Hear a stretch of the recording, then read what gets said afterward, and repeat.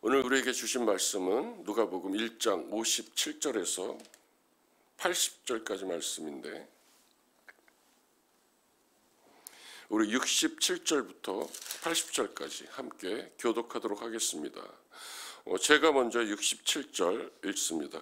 그 붙인 사가랴가 성령의 충만함을 받아 예언하여 이르되, 찬송하리로다 주 이스라엘의 하나님이여 그 백성을 돌보사 속량하시며 의를 위하여 구원의 뿔을 그 종 다윗의 집에 일으켰으니 이것은 주께서 예로부터 거룩한 선지자의 입으로 말씀하신 바와 같이 우리 원수에게서와 우리를 미워하는 모든 자의 손에서 구원하시는 일이라. 우리 조상을 긍휼히 여기시며 그 거룩한 언약을 기억하셨으니 곧 우리 조상 아브라함에게 하신 맹세라. 우리가 원수의 손에서 건지심을 받고 종신토록 주의 앞에서 성결과 의로 두려움 없이 섬기게 하리라 하셨도다. 이하이여 내가 지극히 높으신 이의 선지자라 일컬음을 받고 주 앞에 앞서가서 그 길을 준비하여 주의 백성에게 그 죄사함으로 말미암는 구원을 얻게 하리니 이는 우리 하나님의 긍휼로 인함이라. 이로써 돋는 해가 위로부터 우리에게 임하여 어둠과 죽음의 그늘에 앉아 아에게 비치고 우리 발을 평강의 길로 인도하시리로다 하니라. 다 같이 아이가 자라며 심령이 강하여지고 이스라엘에게 나타나는 날까지 빈들에 있으니라. 오늘 저는 설교의 제목을 사가랴의 노래 베네딕투스 라틴어로 이렇게 잡아봤습니다. 누가는 이 누가복음을 쓴 누가는 헬라인이었습니다. 성경 66권 중에서 이방인이 성경을 기록한 경우는 이 누가밖에는 없습니다. 누가는 우리가 아는 바와 같이 의사였습니다. 그래서 누가복음에 보면 아픈 사람들 얘기가 많이 나옵니다. 한센병에 걸린 사람, 귀신 들린 아이, 또 수전병에 걸려 있는 사람들, 또 이 누가는 굉장히 그 지식이 학식이 높았던 역사가였습니다. 그래서 누가복음 전체를 보면 지리, 날씨, 또 풀과 꽃 같은 풍랑 아주 세세하게 나와 있습니다. 특별히 나사렛이라는 동네라는 이 나사렛이라는 동네는 누가만이 사용하고 있는, 전혀 알려지지 않고 엘리사가 활동했던 그 계곡 위편에 있는 아주 낭떠러지에 건설된 동네 나사렛입니다. 그건 제가 다음 주 설교에 말씀드리겠지만, 나사렛에서 무슨 선한 것이 나오겠느냐. 나다나엘조차도 굉장히 의외라는 듯이 한 그 지명을 누가가 처음 기록하게 됩니다. 여인들 얘기가 또 누가에서는 많이 나옵니다. 혀가 안식일에 꼬부라진 여인을 고친다, 뭐 이런 과부에 대한 얘기. 그리고 누가는 초대교회 설립을 자기 눈으로 목격한 당사자이기도 합니다. 누가복음만 기록한 것이 아니라 사도행전도 기록했습니다. 사도행전이 성령 행전이다, 기도 행전이다, 행동의 행전이다 이렇게 얘기하는 거 보면 이 누가 자체도 하나님과 기도하면서 일생을 하나님과 친밀하게 동행한 것은 확실한 것 같습니다. 오늘 우리가 살펴보고자 하는 이 사가랴의 노래는 라틴어로 베네딕투스 이렇게 시작했기 때문에 베네딕투스라고 더 많이 불려집니다.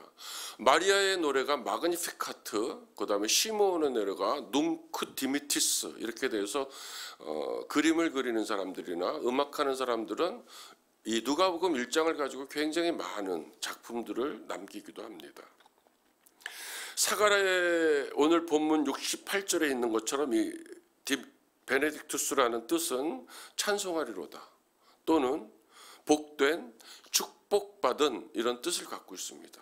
이걸 합쳐서 해석을 해보면 우리가 복을 받았고 축복을 받았기 때문에 하나님을 찬송한다 이런 뜻입니다. 하나님의 때가 되어서 천사 가브리엘이 순번이 되어서 성전에 들어가서 하나님께 제사를 드리던 제사장 사가랴에게 나타납니다. 천사는 사가랴에게 그의 아내 엘리사벳이 너에게 아들을 낳아줄 것이다 라고 사가랴에게 얘기합니다. 누가복음 1장 13절에 보면 너의 간구함이 들림지라 이렇게 표현이 되어 있습니다. 이 간구함에 해당하는 헬라어는 데시스인데 이 여기서 나오는 간구함은 다른 프로시케라는 그 일반적인 간구와 틀리게 이 데시스는 특별한 기도, 지속적으로 오랫동안 하나님께 드린 기도다. 그러니까 사가랴가 하나님께 오랫동안 자식을 위해서 기도했던 것 같습니다. 그 간구가 들렸다. 지속적으로 들렸다. 그랬는데 이 들렸다는 것은 과거에도 들렸고 지금도 들렸다. 근데 성경에 보면 현재형으로 돼 있고 또 현재 완료형으로 돼 있는 거 보면 하나님께서 그 계속된 기도를 과거에도 들으셨고 지금도 들었는데 그 기도를 통해서 때가 이르자 사가랴를 통해서 아들 요한을 보내시기로 하나님께서 작정하셨고 그래서 내가 그 소식을 전하러 왔다 이런 내용입니다. 그의 기도가 이제 이루어집니다. 근데 아브라함이 아내 사라가 아들을 잉태할 것이라고 얘기했을 때 사라가 웃었던 것처럼 이 사가랴도 믿어지지 않는 듯한 반응을 보입니다. 누가복음 1장 7절을 보면 이렇게 나와 있습니다. 제가 세 번역으로 한번 읽어보겠습니다. 그런데 그들에게는 자녀가 없었다. 엘리사벳이 임신을 하지 못하는 여자이고 두 사람은 다 나이가 많았기 때문이다. 그런데 천사에게 이렇게 말합니다. 어떻게 그것을 알겠습니까? 나는 늙은 사람이고 내 아내도 나이가 많으니 말입니다. 1장 18절 말씀입니다. 그때 천사가 이렇게 대답합니다. 보아라, 때가 되면 다 이루어질 내 말을 내가 믿지 아니하므로 이 일이 이루어지는 날까지 내가 언어장애자가 돼서 말을 못하게 될 것이다. 이제 사가랴는 말도 못하고 듣지도 못하게 됩니다. 천사가 말한 대로 사가랴의 아내 엘리사벳은 사가랴의 아들을 잉태하고 드디어 기한이 차서 사가랴의 아들이 태어납니다. 낳은 지 8일이 돼서 그 아들 할례를 베풀기 위해서 친족들이 다 모입니다. 그리고 이름을 지으려고 그럽니다. 아버지의 이름을 따서 사가랴로 짓자. 근데 엘리사벳이 아닙니다. 그 아이 이름은 요한입니다. 이렇게 얘기합니다. 말을 못하는 사가랴는 서판을 달라고 그래서 그 서판을 가져오니까 거기다가 요한 이렇게 쓰게 됩니다. 그리고 나서 사가랴의 입이 열리고 혀가 풀리면서 성령으로 충만하였다. 이게 정말 강조하고 싶은 내용인데요. 성령으로 충만해진 사가랴는 오늘 우리가 읽었던 사가랴의 이 찬송이 나옵니다. 사가랴는 주 이스라엘의 하나님을 찬송합니다. 베네딕투스 이렇게 시작합니다. 주 이스라엘의 하나님은 찬양받으실 분이다. 그는 자기 백성을 돌보아 속량하시고 오늘 우리가 읽은 68절 본문 말씀입니다. 여기에서 돌아보셨다 이런 얘기는 도움을 주시기 위해서 친히 살펴보셨다 이런 뜻입니다. 제 설교 때 많이 나오는 얘기지만 이 도움이라는 얘기는 성경에 두 가지 언어로 나오는데 하나는 보에도스, 우리가 도와주세요 라고 외치면 미리 준비하고 계시다가 그 외치는 소리가 들리자마자 달려오시는 그것이 보에도스의 도움입니다. 또 하나의 도움은 에제르 이렇게 돼서 나오는데요. 이 도움은 우리가 생각하는 도움보다 훨씬 큰 도움입니다. 우리 머리털까지 세시는 그 하나님은 우리의 필요를 아십니다. 당신의 때가 됐을 때 우리에게 그 필요를 채우셔서 하나님의 영화가 우리들의 삶의 여정을 통해서 드러나기를 원하실 때 우리가 생각하는 것보다 훨씬 큰 도움으로 임하시는 분입니다. 하나님께서 우리에게 베푸시는 사랑은 우리가 때로는 기적이다, 이적이다, 표적이다, 놀라운 사랑이다라고 얘기하는데 하나님의 입장에서는 그렇지 않다고 스가랴의, 스바냐의, 에스겔의 입을 통해서 늘 말씀하십니다. 그 도움을 주시기 위해서 백성들을 돌보아서 속량하셨다. 우리 인생에 친히 개입하시고 은혜 가운데로 우리를 인도해 내신다, 이런 뜻입니다. 근데 사가랴가 하나님을 찬송한 이유가 굉장히 특별합니다. 성령에 충만했던 사가랴는 하나님이 늙은이에게 그 아들을 주셨습니다라고 찬송하는 것이 아니라 성령으로 충만했던 그는 알았습니다. 하나님이 그 백성을 돌아보시고 속량하실 것이란 그거를 알았습니다. 이 속량이라는 단어는 구약부터 굉장히 많은 뜻을 갖고 오지만 간단하게 결론만 얘기하면 값을 치르고 구원한다, 이런 뜻입니다. 요한이 예수의 장차, 우리는 그걸 알고 있지 않습니까? 예수의 길을 예비해서 나중에는 예수가 우리를 속량할 것을 알게 하는 그 역할을 요한이 맡게 되는데 그것을 찬송하는 겁니다. 성경을 지금 사가랴가 노래한 것 중에는 다윗과 아브라함과 영원한 우리들의 구원까지 굉장히 폭넓게 지금 찬송이 되어지고 있는데, 한번 누가복음 1장 69절부터 71절까지 우리 함께 읽어보겠습니다. 69절, 우리를 위하여, 시작.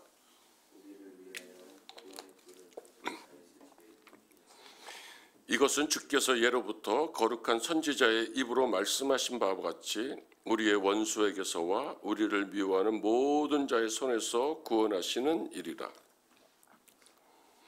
시편 18편 1절에 보면 다윗이 하나님을 이렇게 노래합니다. 여호와는 나의 반석입니다. 나의 요새이십니다. 나를 건지시는 이고 여호와는 나의 하나님이십니다. 내가 그 안에 피할 나의 바위시고 나의 방피시고 나의 구원의 뿌리십니다. 이렇게 다윗이 노래합니다. 이 힘과 능력의 상징인 구원의 뿌리, 사가랴의 입을 통해서 다시 드러납니다. 그리고 성취됩니다. 오래전에 하나님께서 다윗과 더불어 언약을 세우십니다. 사무엘하 2장에 보면 하나님의 주권적이고 일방적인 다윗 왕을 세우는 언약입니다. 너의 생애가 다하여서 내가 너의 조상들과 함께 묻히면 내가 다윗 내 몸에서 나올 자식을 후계자로 세워서 그의 나라를 튼튼하게 하겠다. 내가 바로 나의 이름을 드러내려고 집을 지을 것이며 나는 그의 나라의 왕위를 영원토록 든든히 세울 것이다. 그때 다윗이 응답합니다. 사무엘 하 23장에 보면 진실로 나의 왕실이 하나님 앞에서 그와 같지 아니한가. 하나님이 나로 더불어 영원한 언약을 세우시고 만사에 아쉬움 없이 잘 갖추어 주시고 견고하게 하셨으니 어찌 나의 구원을 이루지 않으시며 어찌 나의 모든 소원을 들어주지 않겠느냐. 하나님과 하나님의 전적인 은혜로 다윗 왕을 세우시는데 그것이 구원의 뿌리라고 다윗이 시편 18편 2절에서 노래합니다. 그 구원의 뿌리 오늘 사가랴의 입을 통해서 이루어지고 있습니다. 왜 그러냐면 다윗의 시대 때 그것이 완전히 성취된 것이 아닌 게 뭐냐면 다윗의 아들 솔로몬을 통해서 성전을 짓게 하시지만 그 솔로몬의 아들 시대에 와서 북이스라엘과 남유다는 아시리아와 바빌론에 의해서 철저하게 멸망하게 됩니다. 그래서 이스라엘 백성들은 다시 하나님의 속량과 구원의 뿔을 언약으로 약속하신 그 하나님의 구원을 기다리게 됩니다. 사가랴는 이제 곧 마리아의 몸에서 하나님의 아들 예수 그리스도께서 탄생하실 것을 알고 있었습니다. 성령이 그것을 알게 하셨습니다.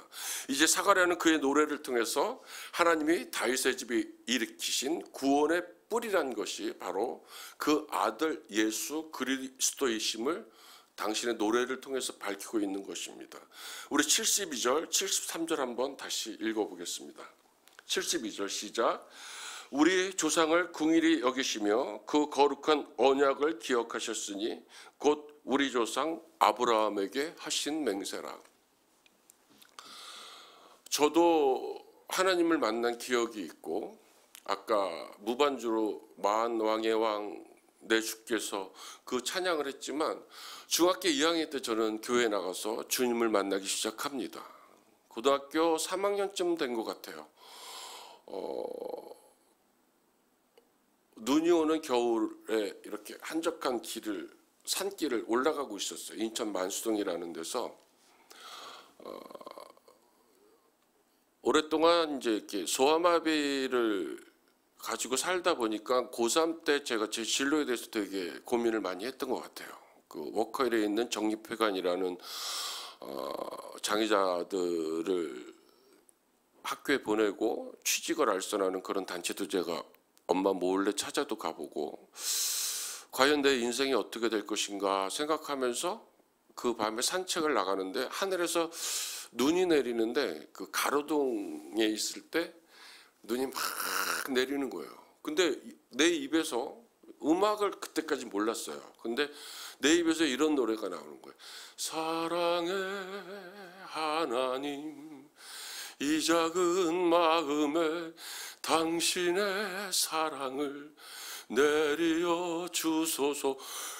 계속 이게 생각하지도 않았던 가사와 선율이 나오면서 막 울면서 그 언덕을 올라갔다 내려오면서 내 삶이 하나님의 손에 붙들려 있나 보다 그렇게 감격했던 순간이 있어요.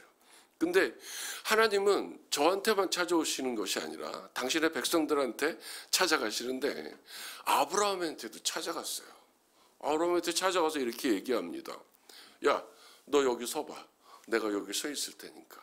그리고 고기를 쪼개서 새를 쪼개가지고 이렇게 같이 놔. 그러고 나서 아브라함한테 얘기할 줄 알았어요. 너가 이 사이로 한번 걸어와봐. 이럴 줄 알았는데 하나님이 친히 그 쪼개진 고기 사이로 걸어가요. 그러면서 너와 나의 언약을 세울 건데 만약에 이 언약을 지키지 않으면 우리가 이 고기 사이로 지나간 것처럼 우리의 언약이 정말 보잘것없는 언약이 될 것이다. 그러면서 영원한 언약을 세우게 됩니다. 근데 성령이 충만했던 이 사가랴가 지금 그 노래를 하는 거예요. 다윗에게 향했던 그 영원한 언약이 이 아들 요한을 통해서 또 요한이 알게 하는 예수 그리스도를 통해서 인류에게 속량으로 임할 것이다 라고 아브라함의 언약까지 꺼내서 얘기합니다. 땅을 주시겠다는 약속, 큰 민족을 이루게 하시겠다는 약속, 풍성한 복을 주시겠다는 약속이 아브라함에게 한 생존하시는 하나님의 약속입니다. 그 말씀이 이제는 갈라디아에서 보면 우리가 믿음으로 난 우리가 아브라함의 자손이기 때문에 우리에게도 그것이 임할 것입니다. 근데 그 아브라함에게 임했던 그 하나님의 약속도 결국에는 이루어지지 않았어요. 가나안 땅을 정복하고 하나님이 친히 싸워서 내가 싸워서 너희에게 그냥 거저 줄 테니까 너희는 그 안에 들어가서 율법을 지키고 하나님을 사랑하기만 하면 내가 영원히 너희들 앞에서 친히 싸우고 너희 나라를 견고하게 해주겠다는 그 약속을 하나님이 해주셨고 여호수아와 갈렙과 그 후손들을 통해서 가나안 전체를 하나님이 주셨는데 그 이후로 이스라엘 백성들은 이방 신들을 섬기고 하나님을 멀리해서 수많은 왕들과 선지자들을 하나님께서 끊임없이 보냈는데도 불구하고 우리가 아는 바와 같이 말라기서를 이후로 하나님은 400년 이상을 침묵하게 되는 그 상황 속에서 오늘 이 사가랴의 노래가 나오는 겁니다. 사가랴의 노래가 이렇게 이어집니다. 아가야 너는 더없이 높은 분의 예언자라고 불릴 것이다. 주님보다 앞서가서 그 얘기를 예비하고 또 세번역으로 77절을 보면 죄사함을 받아서 구원을 얻는 지식을 그의 백성에게 가르쳐 줄 것이다. 여기서 죄사함으로 말미암는 구원이라는 것은 뭐냐면 하나님의 아들을 통해서 이제는 다윗을 통해서 했던 정치적인 구원, 아브라함에게 했던 사회적인 구원이 아니라 이제는 예수 그리스도를 통한 영원한 구원을 약속하고 계시고 그것을 사가랴의 입을 통해서 오늘 노래하게 말씀하시는 겁니다. 오늘 우리는 사가랴의 노래를 통해서 인생을 향한 하나님의 끊임없는 사랑을 듣게 됩니다. 우리 인생을 우리의 삶을 다스리시고 일상을 보호하십니다. 어제 우리가 주의 말씀을 들었습니다. 우리 삶에 하나님의 나라가 임하면 하나님이 우리의 삶을 다스리게 되고, 아까 제가 말씀하셨던 것처럼 우리가 그 말씀을 지키면서 하나님을 사랑하고 이웃을 사랑하기로 작정해서 그런 삶을 살아간다 그러면 우리의 삶을 통해서 하나님의 통치가 이루어지고, 마치 예수 그리스도를 통해서 인류에게 영원한 구원을 약속하셨고 그것을 성취하신 하나님의 뜻이 사가랴의 노래를 통해서 이루어졌던 것처럼 우리의 삶을 통해서 하나님이 여전히 일하실 것입니다. 결코 하나님의 구원은 쉬운 구원이 아닙니다. 오늘 시간이 많으면 제가 자세하게 얘기하려고 그랬지만 시간이 없어서 말은 못하겠지만, 요한의 인생은 어느 날 하나님을 증거하다가 일평생을 하나님의 증거를 위해서 준비되었고, 이 땅에 태어나서 정말 들에서 먹고 자고 쉬면서 하나님의 구원을 외친 것밖에 없는데, 감옥에 있다가 어느 날 헤롯 장치가 열려지고 헤로디아 아내, 동생 헤롯의 빌립 그 아내를 이혼하게 하고 취한 것을 요한이 잘못했다고 얘기한 것 때문에 그 딸내미가 춤을 췄을 때 나라의 반이라도 주겠다는 그 술에 취한 한마디에 요한의 삶이 끝이 납니다. 그 아픈 그 부모의 마음도 있고 요한의 인생도 있지만, 하나님의 일하시는 것은 우리들에게 영원한 속량을 주시기 위해서 우리에게 주신 구원은 쉬운 구원이 아닙니다. 요한이 목숨을 내어주며 예비한 길이고 그 길을 따라 우리 삶 속으로 들어오시고 자기 생명을 주심으로 이루신 놀라운 구원입니다. 행간에 보면 마리아에게 하는 노래도 있습니다. 네 가슴이 찢어질 것 같을 것이다, 이렇게 예언하는 내용도 있습니다. 마리아는 자기의 아들이 친히 십자가에 달려서 죽어가는 그 모습을 생생하게 어미의 마음을 가지고 목도합니다. 우리가 예수를 믿고 살아가는 과정 속에서 하나님이 여러 가지 상황들을 우리에게 펼쳐 놓으실 때가 있습니다. 하지만 우리에게 평안이 임하고, 우리 오늘 이 사가랴의 노래 뒤에도 보면 일평생 동안 하나님께 감사함으로 하나님께서 주시는 평화를 누리며 살아가게 하셨습니다, 이런 노래가 마지막 고백에 나옵니다. 어떠한 상황 속에서도 우리를 속량하시고 그 일을 이루어내시고 아브라함의 자손 되신 우리에게 영원한 속량을 이루어내시고 우리 삶이 그것을 누리게 하신 그 예수 그리스도께서 이것이 다가 아니라 우리를 통해서 놀라운 하나님의 사랑 이야기를 다시 써내려갈 것이 아닙니까? 몸된 교회가 요새 아름답게 세워져 가고 있습니다. 또 우리 목사님께서 하루 1시간 기도, 일주일에 1시간 기도를 말씀하고 계십니다. 순복하고 싶습니다. 주의 종을 통해서 말씀이 선포되어질 때 그 말씀을 붙들고 하나님의 나라를 구하고, 우리 포도나무 교회를 통해서 우리 자신들의 삶을 통해서 우리의 기업을 통해서 하나님의 나라가 이루어지는 것을 여러분들이 목도하시면서 사가랴처럼 베네딕투스 찬송하리로다 이렇게 외치는 인생들이 되기를 주의 이름으로 축원합니다. 저를 따라서 3가지만 하겠습니다. 저를 따라 하시는 겁니다. 베네딕투스, 이스라엘의 주 하나님을 찬양합니다. 더 크게 해주세요. 베네딕투스, 나의 왕 되신 주 하나님을 찬양합니다. 마지막입니다. 베네딕투스, 포도나무 되신 주 하나님을 찬양합니다. 우리가 마무리 하나님 말씀 붙들고 기도하는 시간을 갖도록 하겠습니다. 75절 세번역으로 보면 이렇게 나와 있습니다. 우리가 평생 동안 주님 앞에서 거룩하고 의롭게 살아가게 하셨다. 다시 한번 읽어드립니다. 우리가 평생 동안 주님 앞에서 거룩하고 의롭게 살아가게 하셨다. 이 멋진 인생을 한번 성령이 충만하여서 거룩하고 의롭게 살아가겠습니다. 우리 주여 한번 외치고 기도하겠습니다. 주여, 우리를 영원한 구원으로 속량하시는 놀라운 하나님의 사랑 이야기를 사가랴의 입을 통해서 이곳에 오늘 우리를 위하여 말씀하신 하나님의 거룩한 말씀인 것을 고백합니다. 하나님, 우리도 성령의 충만함을 구하게 하셨고 주의 말씀을 붙들고 살아가게 하셨습니다. 하나님, 늘 우리가 하나님께 주십니다.